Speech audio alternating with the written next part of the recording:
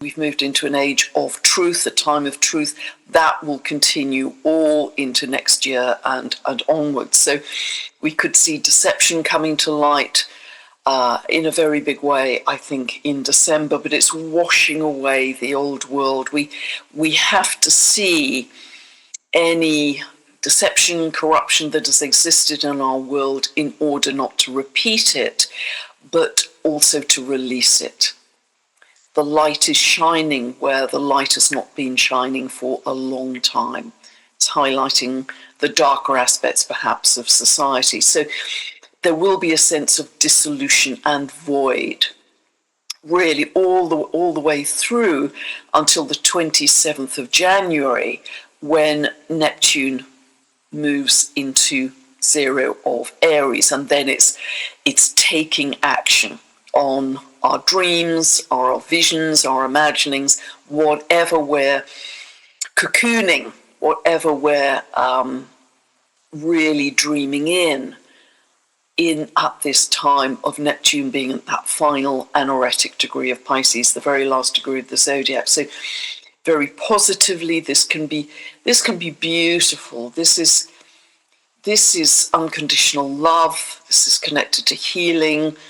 It's really dropping into this void space. And Kelly Kolodny has been talking a great deal about this. She's been teaching her Holy Womb light code, which has been amazing. You can still access that on replays from her website. But I've talked for quite some time, I think the last couple of years, about booking stillness meetings with yourself, dropping into that sense of divine bliss of 0 point, of total stillness, where there's no time, no space, no movement, no desire.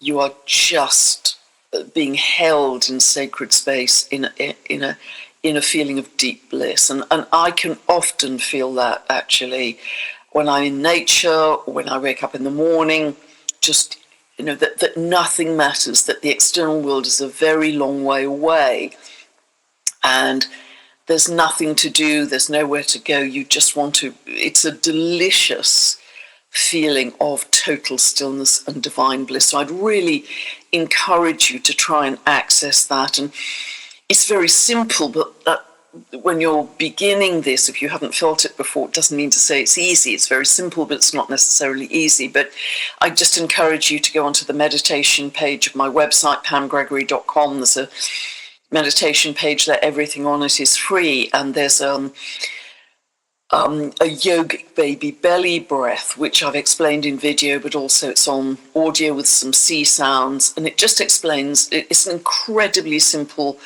breath, which all of us can do for free. And just, if you can find several times a day where you can close your eyes and just drop into that beautiful yogic baby belly breath. And I won't repeat it all here, it's on my website. That can just take you to such a deep state in moments, and that can change your cortisol levels. It can boost your immunity. It does amazing things for your biomarkers just within a few moments, even not only minutes but moments of practicing that. So the more often you do that, the more it becomes a default state. And I'm going to come back to that more at the end of this video, because that is the most precious place we can be, I think, going forwards. That's the place to be. That's the place to aim for, all for free. And it only takes a tiny bit of effort for us to get there. So, with Neptune at this very final degree, notice your dreams. Keep a dream journey, a dream journal. And as I've mentioned before, when you wake up, if you remember your dream, don't open your eyes, don't move, don't do anything. Just keep your eyes closed, keep in the same position, and recall your dream. Then you can open your eyes and take a note of it. Because if you open your eyes or move, it's just they're so ethereal that they'll just go. So it's beautiful for that. It has this real blending quality as well. And Neptune, and it's the ethereal, and it's getting in touch more with your soul, I think, your spiritual side and your soul, very much with Neptune at that final degree. And Neptune is only going to be there in Pisces at that final degree for about another 8 weeks. 27th of January, moves into Aries for about another, well, it moves right through all of the other signs. It doesn't, it's got a 165-year orbit. So it's not going back to Pisces as of the 27th of January next year. All of the outer planets are moving into their new signs, as I've been mentioning. And so this is the time. This is the time where you drop into that delicious, meditative, blissful stillness state, and you have no thought. You have no thought, no urge, no desire. It's just absolutely pure. And there are other aspects of your life and other meditations where we can start to dream in. We can envisage what we want to create, whatever that is in your life. You know, the perfect home, the perfect job, whatever it is. But try and find times in your day where you are just in pure, divine stillness and bliss, with nothing, that blankness, that delicious divine blankness, divine neutrality, you could call it. And as I say, there are other times in your life we can start to imagine and envisage what we want to pull in. So both are very valuable at this time, but try and access the purity of divine bliss as often as you can, because that is precious currency that is going to serve us extremely well in embodying this sense of new earth, literally within our physicality. Anyway, more of that later in this video. Because then we can start to move on. Once we've embodied that, we can start to create from a higher level. This is Kwawa as well, actually. So not to create from busyness or chaos or craziness, to change your frequency, change your state, and then we create from that higher state of being. That's what all of this is about. So let us take a look at the chart for the full moon coming up in Gemini on the 4th of December.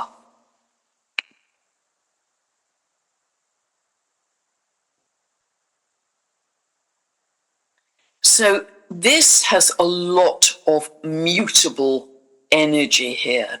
If we look at the mutable signs, Gemini, Virgo, Sagittarius, Pisces, we can see that we've got 1, 2, 3, if we're just counting the regular traditional planets, 1, 2, 3 in Sagittarius, 4, 5 in Pisces, 6 with the moon in Gemini. The nodes are also in mutable signs. We could also, if we looked at the dwarf planets, add in Sedna in Gemini and Orcus in Virgo here. And so a lot of mutability. What is mutability? Well, mutability means it's chameleon-like. It's adaptable, it's flexible, it's fluid, it's malleable, it's flowing. And so what is happening here, particularly with Neptune being at the very final degree of Pisces, this dissolution, it's formless, it's completely formless. There's this sense of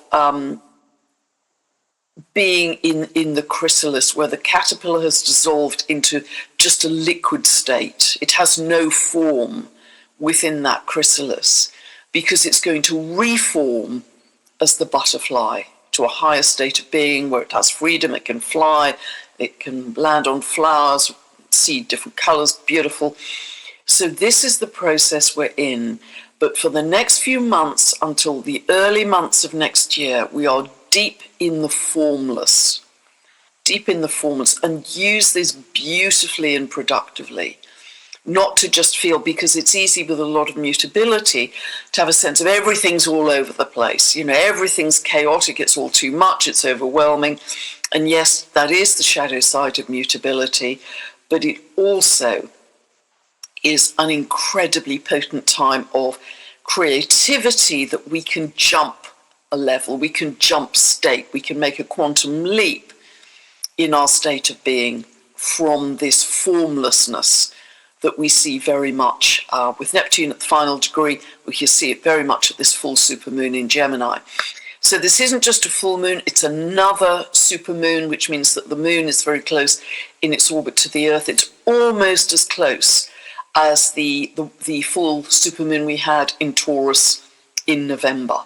So very close. So again, dreams may be heightened. We may have a greater pull on the tectonic plates as well, because we know obviously full moons have that effect. So always at a full moon, you have the sun and moon opposite each other. See where 13 of Gemini falls in your chart, because that's usually an area of life. Which house area, if you don't know what I'm talking about, you can download a free birth chart from my website. Go to the link below, and you can download a two-part video series from my store that you can watch to infinity. This isn't a personalized birth chart analysis. These are teaching videos of how you find these points in your chart that I refer to in the updates, and what it means for you. And so which house area is this falling in? Because it may bring about a sense of completion or closure or culmination in that area of life. Is it your career? Is it your home? Is it your family group? What is it? And it can also shine a very bright light on what we may not have known before, particularly when it's a supermoon. And the light is very bright because the moon can be bigger. It certainly will be bigger and brighter if it's not cloudy where you are, to shine a light on what we didn't know before, because there's a high potential here in this time of truth that it shines a light on the facts, Gemini, the information, and a lot could be happening on any duplicity. Gemini, like Pisces, is a dual sign, shining a light on duplicity or deception. And so a lot is going to be happening in social media. The outer world is going to be very busy. Gemini tends to be very busy, ruled by Mercury. It hops about here, hops about there, very loud. In its shadow expression, Gemini can be restless and indecisive and scattered and distracted. And I'm going to talk about this more again later in the video. At a higher level of being, it's actually about coherent wisdom, that we go beyond all this distraction and scattering. But it is absolutely the sign most connected to choice. And this full supermoon is highlighting a very big time of choice. And the reason I say that is we actually have a mutable grand cross here. So we have the sun and the moon opposite each other, which we always have at a full moon, but they are also exactly by degree squaring the nodes. Within about half a degree of exactitude, they are forming this very tight square, a grand mutable cross or great mutable cross with the nodes. And that's sometimes called the bending, when the sun is in a T-square to the nodes. It's sometimes called the bending, but here we have both the sun and the moon doing that. And so this is really where you have a lot of dynamic tension. It's like a crossroads. A choice must be made.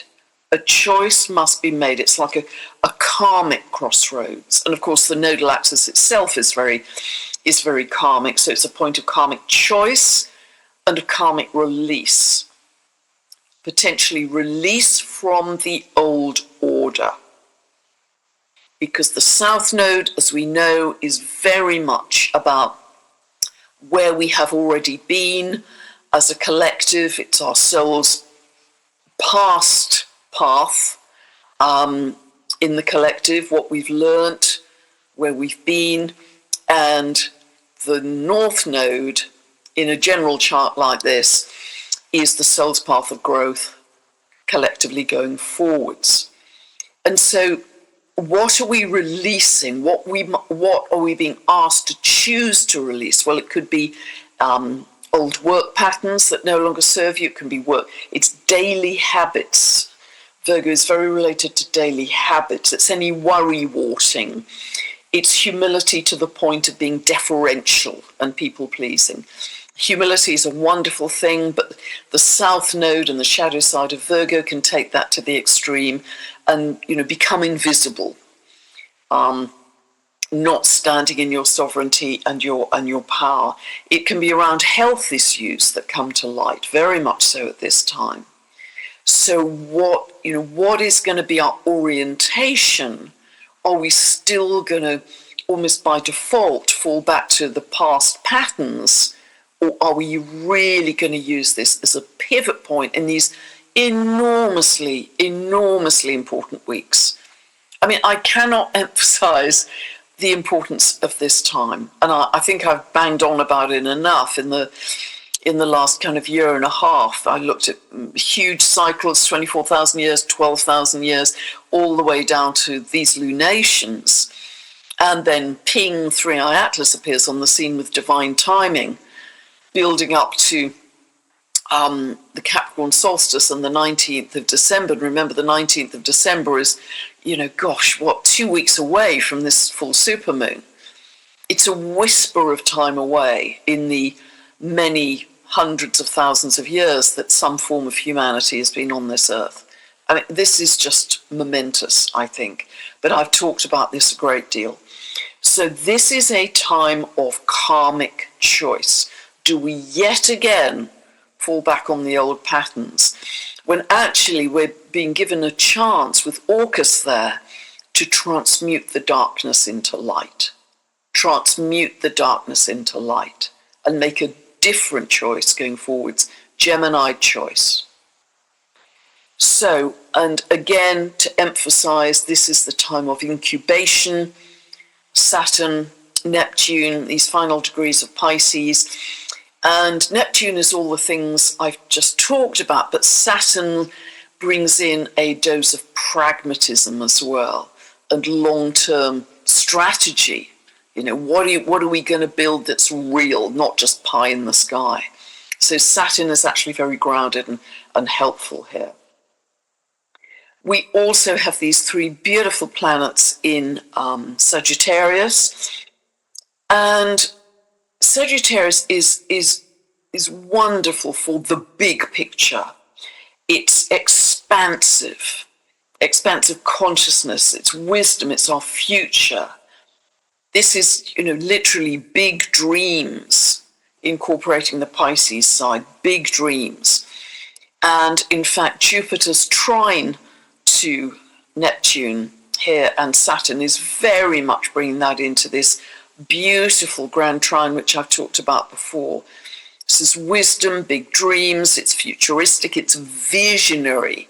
How big can we make our dreams going forwards? Do we have visions of going beyond our biological family and have a much more extensive family of frequency? I think that's entirely what this period of time is about. But it's making choices not only for us, but for all and for Gaia. So, and what makes this full supermoon even more important is the fact that the sun is very tightly conjunct a massive gravitational anomaly in space called the Great Attractor. The Great Attractor at 14 degrees of Sagittarius. And this is broadly the direction from which 3i Atlas emerged. It's around about 1st of July when it was first spotted by the observatory in Chile, which was called the Atlas Observatory, hence its name. But it came from the Sagittarius area in space. So 14 degrees of Sagittarius, that is where the Great Attractor lies. Now, the absolute genius researcher, astrologer, expert on this is a man I've mentioned many times before, Philip Sedgwick, and I'll put the link for his website below because he is the absolute go-to person talking about these very rare points in space, such as the Great Attractor. And it's a huge gravitational anomaly that nobody really understands, although Philip's coming the closest, I have to say. And it sucks thousands of galaxies in its wake. It's like a massive cosmic vacuum cleaner moving backwards at about 600 kilometers a second. Incredibly powerful. So it bends time and space. And people who have planets or angles, I keep it really tight between about 13 and 15 degrees of Sagittarius, can see around corners.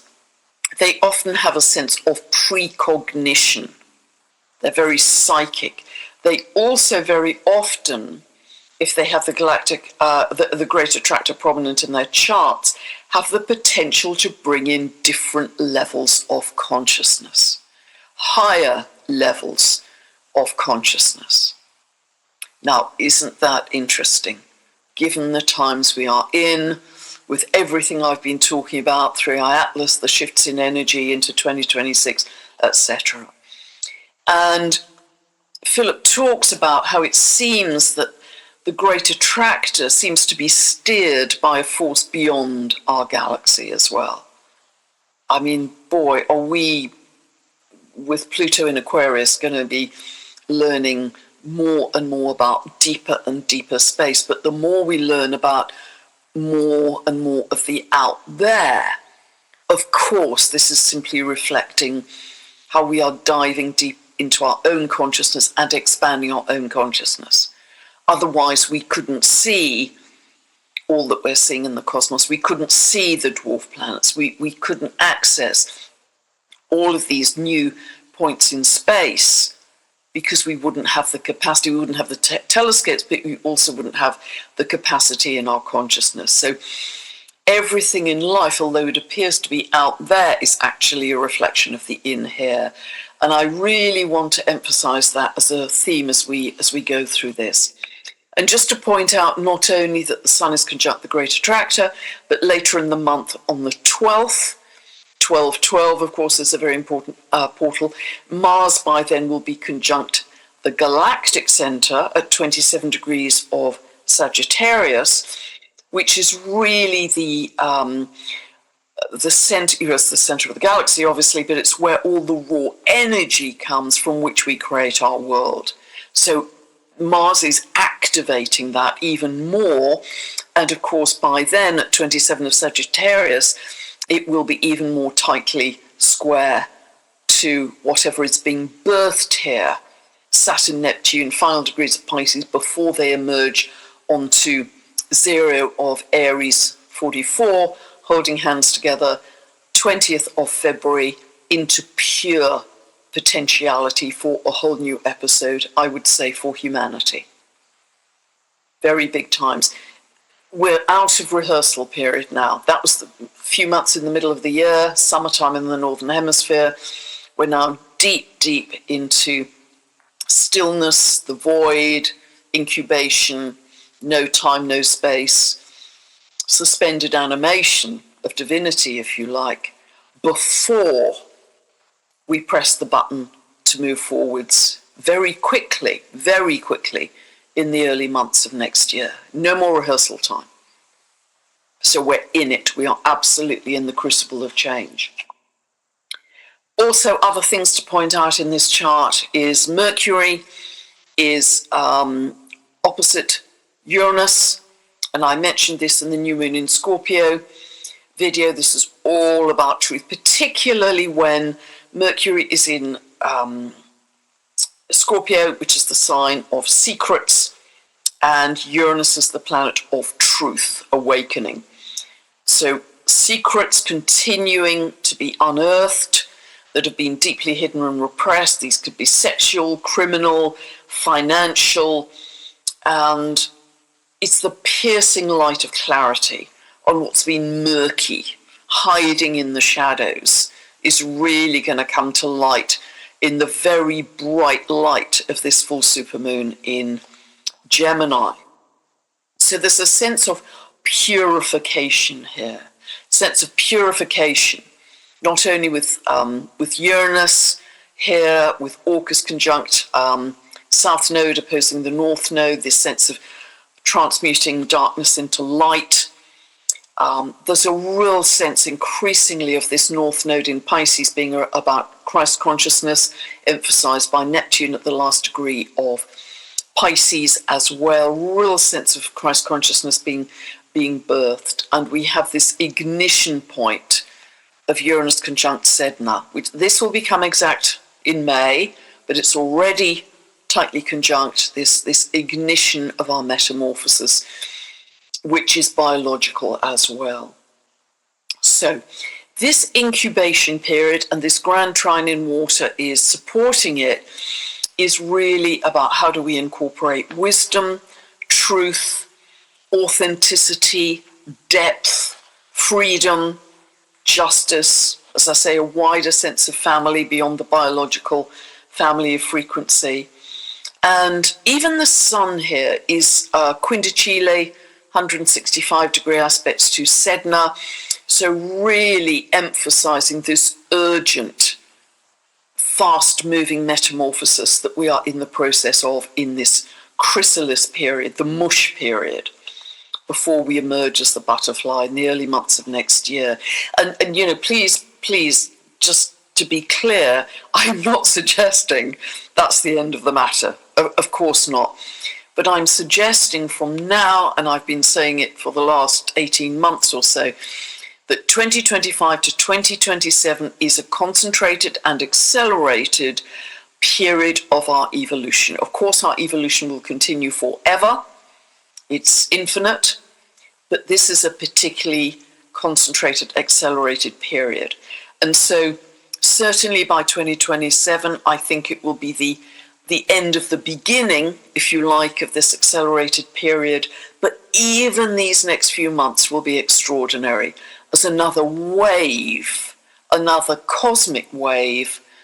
It's almost imagining we're surfers and there's the biggest wave we've ever experienced about to arrive and carry us up way higher on the beach than we've ever been.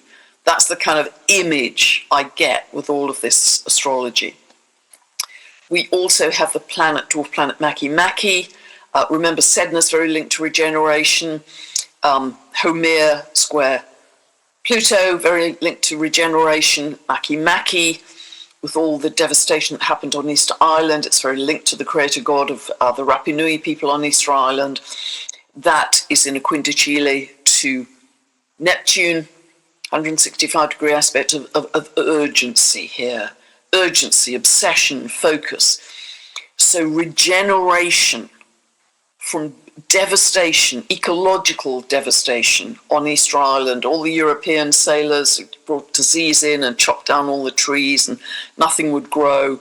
Population was devastated. And yet, from that, the ecosystem regenerated and was resurrected. So this is another impetus of incredible regeneration feeding into our chrysalis here. Amazing. So, yes, so Three-Eye Atlas is coming closest to our Earth on the 19th of December. I think I can stop sharing here, actually. Coming closest to our Earth on the 19th of December.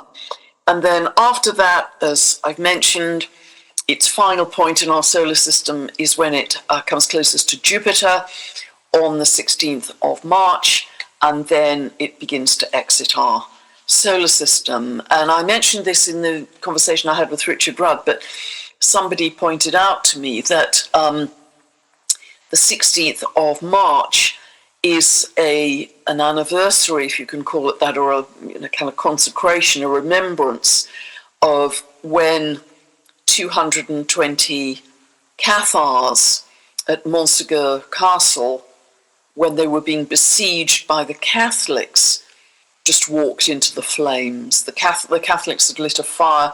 Well, I've been there several times. It's just chilling. It's absolutely chilling there, but so powerful and deep ancient wisdom there. The Catholics lit a fire all around the base of the castle, and the Cathars were able to transmute into the light body, but their physicality could walk into the fire. It's an incredibly powerful place. I will actually put the Cathar hymn, Le Boyer, beneath this video. It is just hauntingly, hauntingly beautiful about those times, which were kind of in the early 1200s. And it was really a complete genocide of the Cathars by the Catholics. For any of you know Cathar history, and I know I had a very important Cathar lifetime, which I've talked about in other videos, and but there are many Cathar souls who are back on the earth at this time. There's a kind of resurgence of that, you know, that soul lineage. And the Cathars were beautiful people. They were very peaceful. They didn't kill to eat. They were very loving people, and they walked the way of love.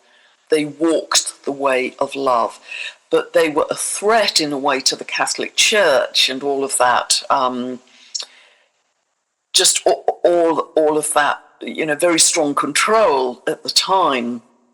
And so they were being very persecuted and eventually wiped out by the Catholics. And there's something very profound here, that Three-Eye Atlas is passing by Jupiter at its final pass of any of the planets on that anniversary, the 16th of March, when the Cathars walked into the fire and sacrificed themselves for the way of love under such extreme control. There's something very, I'm not articulating this as well as I might, because there's such extreme kind of parallel, I think, that's going on here. And also, I'm also going to put beneath this video an extraordinary conversation that my very good friend Heather Ensworth had recently with Keone Hanalei, who's descended from the Mu lineage, because he was talking about the importance of the exit of Three-Eye Atlas being past Jupiter, representing a completion of the process of whatever Three-Eye Atlas is about. And it's important that it's Jupiter and not Saturn, where we may have to... Anyway, I'll put, rather than spoil the surprise, I'll put that video below so you can watch that. It's really potent. Jupiter, of course, about the future.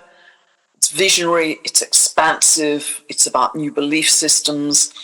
So, and Kelly Kolodny has talked, I think, most extensively about Three-Eye Atlas via her channeling of, beautiful channeling of Archangel Raphael, and how he's talked about, how she rather has talked about the 19th of December, when Three-Eye Atlas is closest to our Earth, as a seeding point, bringing in a wave of love. Think of the surfer and the biggest wave they've ever experienced coming in, the biggest wave, and a wave of love. And, you know, think of the Cathars walking the way of love, and the anniversary, March 16th. There's something in here that you know, I haven't quite pinpointed to express well enough for you, but you know, the wave of love, returning us perhaps to the way of love. Maybe that's it. The wave of love carrying us to the way of love. So I'd really suggest to you that you take some time out, 19th, 20th, 21st, solstice, Capricorn solstice, and just be in stillness, in silence, in nature, doing some breath work, doing some meditation, whatever feels right for you, just sitting by a tree, whatever feels right for you, having a ceremony with people you feel aligned with, whatever feels right for you in ceremony to welcome in. I feel quite emotional here, actually, to welcome in whatever Three-Eye Atlas is seeding for us. Many people are doing this, and I suggest you can, of course, you can do it too. And I've sort of just asked my higher self to connect me to the energy of Three-Eye Atlas. And whenever I have, I just drop into a sense of deep love and bliss. That's all I can say. It's just deep love and bliss. And of course, about a month ago, I had that extraordinary, brilliant green experience, which I've described elsewhere. That was really unforgettable, actually. It was very visceral. And anyway, it was a brilliant emerald green experience, which was very psychic. So, this is, I believe, a time of evolutionary jump that we're in. So I'm going to get a little more philosophical here and hope it doesn't turn into too long of a pamble.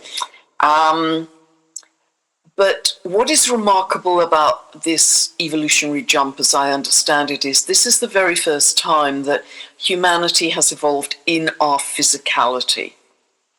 So all of these incredible energies that we're taking in from the solar flares, everything that through Atlas and the comets are bringing us, there's just so much galactic energy coming in for us right now. We are transmuting this through our bodies. We're transmuting this. Our bodies are acting like antennae for all of these solar energies, and this is unprecedented as well.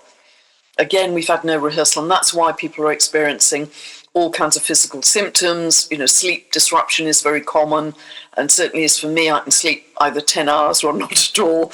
It's all over the place, as it is for many of us. And even if you can't, on nights when you can't sleep, just keep welcoming in these new evolutionary codes. Welcome them in, because our bodies are the antennae to transmute those very high frequency solar flares, etc., as ingredients for our evolution into ourselves, to change our biology, and also to anchor in the earth.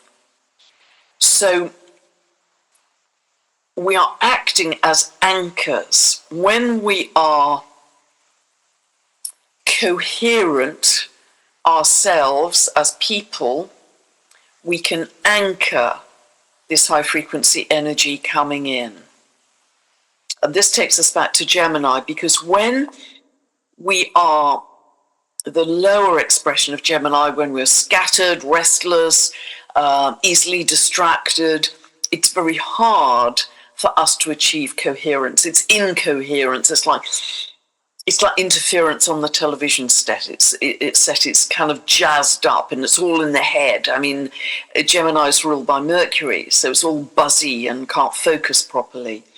And coherence is really the opposite of that. And so it's our mastery at this time. We're being called on in our spiritual responsibility to develop more coherence in our energetic state, and to welcome in, to optimize all of these energies coming in for us. And we know that when we are in love and joy and bliss and gratitude and coherence is a kind of physiological harmony. When you're in peace, you feel very coherent. You're not jazzed up, you're not distracted. It's the opposite of that. It's kind of harmonious state of the mind and the body. We are much more able to welcome in and embody these new light codes with all of their new geometry as well. When we're in fear, we're contracted, we're tight. It's much harder for us to embody these new evolutionary frequencies. So just be aware of that, because only each of us as individuals have control of our state of being. Nobody forces that on us. It's down to us. But if we can stay in coherence, we can act as anchors and stabilizers, not only to transmute that energy for ourselves, for Gaia, but also for the collective. That's our collective service. And even just shutting your eyes for a few minutes, dropping into that yogic baby belly breath, even those little points of focus in your day, that does wonders for your coherence. And gradually you'll shift your default point of frequency towards coherence. The more you do things like that, hug a tree, laugh with a friend, tell someone you love them. Recently, I've been telling my friends how much I love them. I said, I'm not going to wait until your funeral. I'm going to tell you right now what I'd be saying at your funeral about you. And we do it with huge joy and humour, actually. So yeah, having quite funny conversations, because I'll say, I don't want you to wait till you're dead for you to have to hear this from the pulpit. I'm telling you right now why I love you so much and what an incredible friend you've been. Quite. Anyway, we'll move on. So, yes, we act as stabilizers, but what's important at this time in history is we are embodying New Earth. New Earth isn't a thing out there.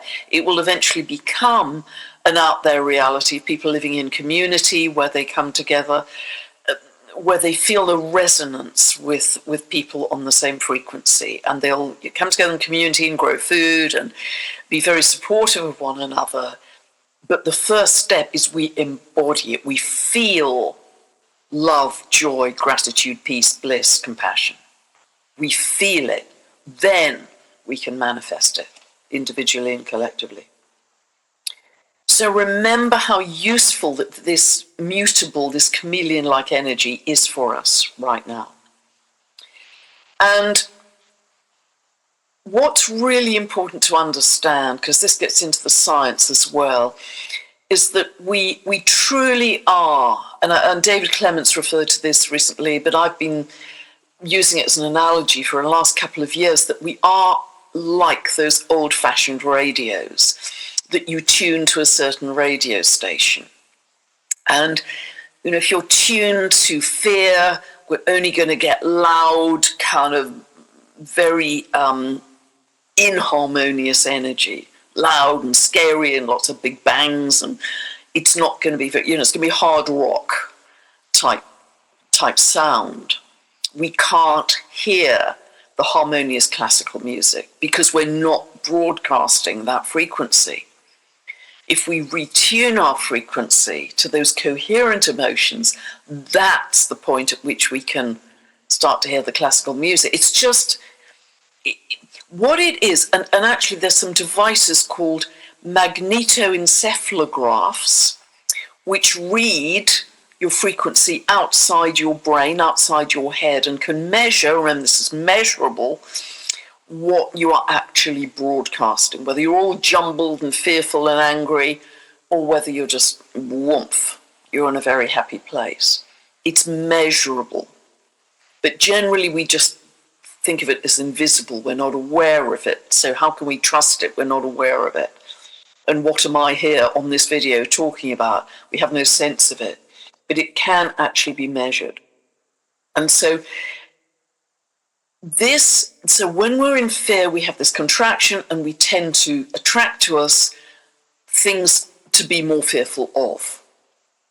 And that's why I've talked a lot about your focus is your superpower. And again, the wonderful Buddhist author, to credit him, Paul Levy, talks about this because, and I believe that this will be found to be measurable in future. When we give our focus and attention to a subject, whatever that subject is, we are energetically feeding it. And I believe it will be discovered that we're feeding it with our light. We know that our intracellular communication system in our body operates via the biophotons. It's a light communication system inside our bodies. I believe, it hasn't been, I don't think, discovered yet, measured, but we are going to discover that our focus is actually a beam of light. And that's why it energetically focuses our attention, but it's like a food. It's like an energetic food.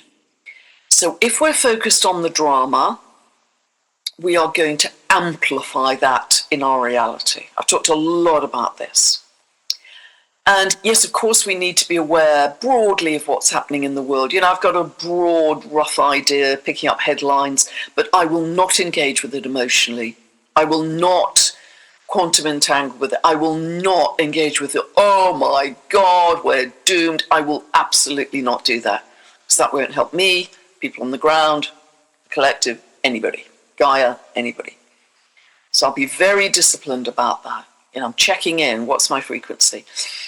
But if you focus on something that is really beautiful, and I talked recently about how I've done this several times with my health, particularly in June, there was a big, health scare for me, and I would not go down the scary route. I did for 2 days and just spun until I got a grip of myself and said, I'm not feeding that. I'm not going to energize the timeline I absolutely don't want. I'm going to create a different timeline over here, even if it's currently invisible. I'm going to make it happen.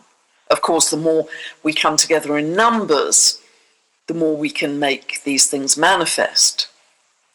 But still, we can do it on an individual basis. And, I've done that several times in really quite big ways with my health. So be very aware of that. So when we're in fear, we're on more of a fear timeline moving forwards. When we're in love, joy, etc., we're attracting more loving, harmonious events coming into our life. And this isn't in any way judgment or superiority or hierarchy. I'm better than you. This is physics.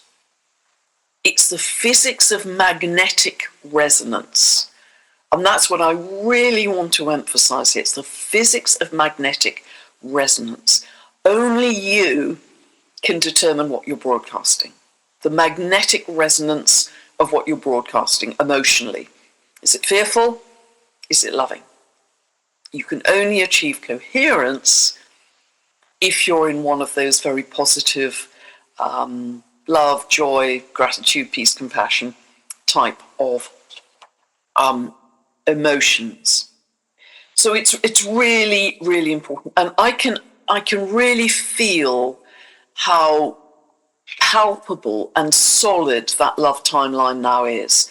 More and more people, and people have visions of this in the meditation we do every day. More people are joining us, more animals are joining us, nature's joining us, and it feels really much more solid. It feels really quite unstoppable now. Because if you focus on what's not right in our world, you are literally slowing up. You're acting as a ball and chain for what we all really want. But it's only we as individuals can determine that. The more of us that join the love timeline, and do it as an experiment, as I say, do it as an experiment for the next 3 to 4 months. And let's see how much momentum we can create, because the period we are in now is the setup for 2026 and go time. This is the setup. Now, it's way beyond New Year's resolutions. It's way beyond that because of all of the endings and beginnings of all the cycles that myself and other people have been talking about. So, I'm sorry this is quite long, but I felt this so strongly in the last few days. There's been a real shift for me in the last few days because I've repeatedly talked about we live from the inside out, or we need to live from the inside out, not the outside in, that our point of reference ideally should not be external drama hitting me. I react with an, oh my God, we're doomed. And that's my life day to day. That is not a great life. That we decide as our feet hit the floor, as we get out of bed every day, I'm going to dominate my day with love. I'm going to dominate my day with joy. I'm going to smile at strangers. I'm going to do lovely, kind deeds for my neighbours today. Whatever it is, I'm going to be grateful for blue sky, clean water, my friends, whatever. Just because if you really cultivate this, where we're moving to is a state of absolutely living from the inside out with a powerful magnetic resonance of love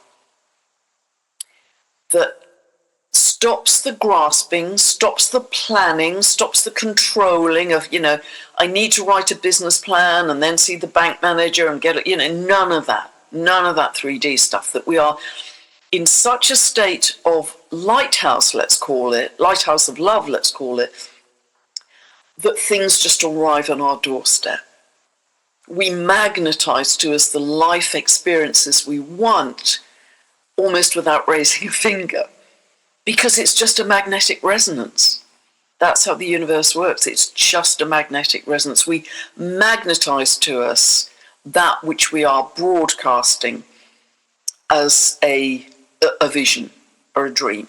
But we don't have to physically do very much at all in the old 3D way, at all rush around and be super busy and meet the deadline. None of that.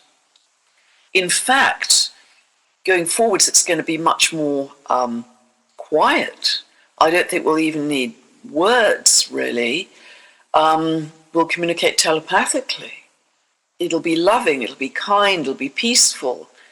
It will be an utterly different kind of experience. There'll be no deception. We'll be able to read each other's energy field because they will kind of be much more translucent. And, I'm not talking about January.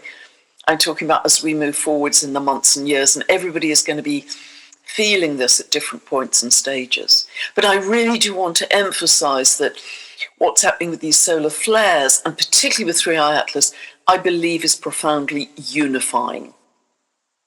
Because we are all going to get the same opportunity to embody whatever the gift of the wave of love is. There has been very much, I think, a timeline split. There has been a lot of fear and a different one based on love.